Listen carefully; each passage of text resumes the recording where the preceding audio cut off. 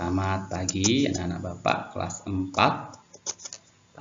Untuk siswa-siswi Bapak yang beragama Buddha, terimalah salam dari Bapak. Namo Sang Yang Adi Budaya, Namo Buddhaya. Semoga kita hari ini selalu diberkahi dengan kesehatan, kebahagiaan, dan kesejahteraan, serta kesuksesan. Ya, pada pertemuan kita kali ini kita akan belajar mengenai Brahma Wihara dengan sub pokok bahasan pengertian meta, sifat meta, perbuatan meta, dan pengembangan meta. Sebelum kita mulai pembelajaran, ada baiknya kita berdoa terlebih dahulu dengan memanjatkan Parita Namaskara Gata. Berdoa, kita mulai. Berdoa selesai. Apa tujuan kita belajar mengenai Brahma Wihara? Yang pertama, kita jadi tahu apa itu pengertian meta. Ya, kita juga tahu apa sifat-sifat dari meta. Mengapa kita bisa memiliki sifat meta. Selanjutnya, kita bisa mengetahui bagaimana cara penerapan meta di lingkungan sekolah dan di lingkungan keluarga. Ya. Kemudian, mari kita sama-sama membaca doa pengembangan jasa, biasakan itu sehingga kita menjadi pribadi yang dipenuhi dengan sifat meta. Untuk lebih jelasnya, mari kita lanjutkan pada pembelajaran slide berikutnya. Kalau kalian melihat gambar, ya di situ semua saling toleransi. Mereka penuh dengan senyum, tiada dendam, tiada benci, tiada pertengkaran. Itulah contoh dari meta. Apa itu meta? Meta artinya cinta kasih. Ya, setiap orang, setiap makhluk pada dasarnya memiliki cinta kasih. Kita memiliki cinta kasih, orang tua memiliki cinta kasih, dan siapapun sebenarnya memiliki cinta kasih. Ya, ayah dan ibu contohnya mengasihi anak-anaknya dengan penuh cinta kasih. Kita juga bisa melihat bagaimana induk ayam ya menjaga anak-anaknya dari ancaman, ditaruh di bawah tubuhnya biar hangat, ya kan, sampai dia bisa mandiri.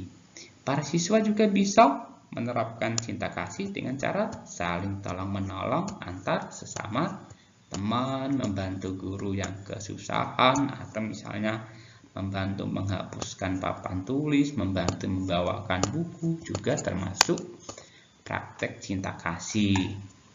Kita mendoakan semua makhluk agar berbahagia, juga termasuk praktek cinta kasih. Jadi cinta kasih itu bisa dilakukan di mana saja, kapan saja. Yang penting kita mau melakukannya, ya, dan mudah melakukannya. Yang penting tidak malu, harus berani menerapkan praktek cinta kasih.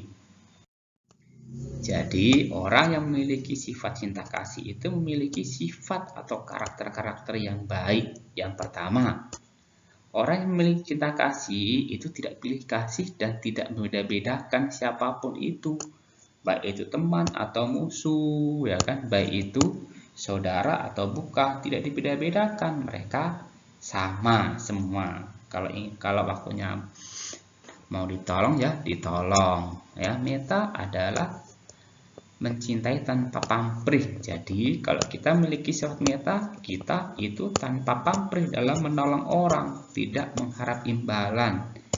Ya, jadi kita menolong atau membantu orang lain, kita itu dengan ikhlas, ya, tanpa pamrih, ya, tidak mengharap apapun, tidak juga mengingat-ingat atau menceritakan kembali kebaikan yang kita lakukan, bahkan sampai suruh membalas budi. Itu bukan sifat meta. Kalau kita menolong orang, maka kita lupakan kalau kita sudah menolong orang atau menolong teman. Anggap itu simpanan kita untuk masa depan. Ya, jadi orang yang memiliki sifat meta juga tidak pernah mengharap pujian dan sanjungan. Ya, kalau diucapkan terima kasih, kita cukup mengucapkan terima kasih. Tapi kalau didiamkan, kita juga jangan sampai marah karena orang yang kita bantu tidak mengucapkan terima kasih. Karena orang yang memiliki sifat meta itu tidak mengharapkan pujian atau sanjungan, ya, tidak disanjung, ya, tidak puji, tidak apa-apa. Yang penting kita sudah menolong orang, sudah bahagia ketika kita sudah mampu menolong orang. Ya, kita lebih memilih menjadi pemberi daripada pengemis. Ya, pengemis itu adalah diibaratkan orang yang meminta pertolongan karena mereka tidak mampu menolong dirinya sendiri. Dan kalau kita sampai meminta imbalan pada pengemis itu tidak benar, ya. Nih, ini pengemis ini hanya sebagai ilustrasi, ya, bukan yang sebenarnya. Terus, kalau kita memiliki sifat meta, maka kita tidak akan mengambil keuntungan saat menolong. Nah, misalnya ketika kita menolong, kemudian kita berkata, nanti kamu bantu aku ya, itu tidak benar, ya. Saat kita menolong, maka kita harus tidak boleh mengambil keuntungan, ya, apalagi minta imbalan, ya. Nah, terus meta adalah cinta kasih yang bebas dari rasa suka dan tidak suka. Siapapun wajib kita tolong. Perbuatan meta. Jadi bagaimana cara kita menerapkan perilaku cinta kasih? Kita bisa menerapkan meta dalam kehidupan sehari-hari, baik melalui pikiran, ucapan, dan tindakan. Melalui pikiran kita bisa mendoakan agar semua makhluk bahagia, orang tua kita bahagia, teman-teman kita bahagia. Kita juga melalui pikiran kita bisa selalu berdoa, semoga saya tidak serakah, semoga saya tidak membenci, dan mengharap orang lain celaka. Melalui ucapan kita juga bisa berkata yang sopan, tidak menjelek-jelekkan, mengajari teman yang belum pandai, melarang teman berbuat jahat, itu juga termasuk perbuatan meta. Melalui tindakan, kita memelihara dengan baik binatang peliharaan, tidak menyakiti teman dengan tangan atau kaki, menolong teman saat kesusahan, itu semua adalah cara kita menerapkan meta, ya. Kita harus berlatih menerapkan meta dalam kehidupan kita. Terus bagaimana agar sifat meta itu muncul dalam diri kita?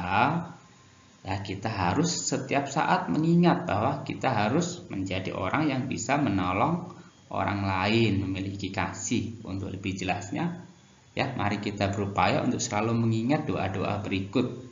Ya, dalam setiap saat kita selalu berkata, semoga aku berbahagia, bebas dari penderitaan, bebas dari kebencian, bebas dari penyakit, bebas dari kesukaran.